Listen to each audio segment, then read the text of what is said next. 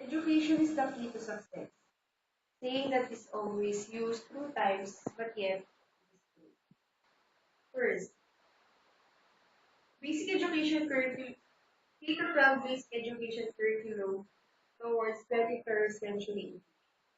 First, always be prepared. Second, practice makes perfect.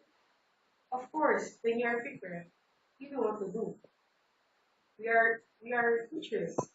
As a PNU1, we are all of future teachers. Of course, we are not getting in the classroom if we're not ready. Second, practice makes perfect.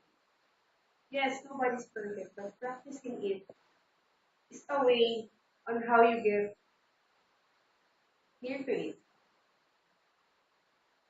For me, this K to 12, our administration are just experimenting on us.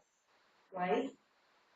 They said it is good because it is in globalization.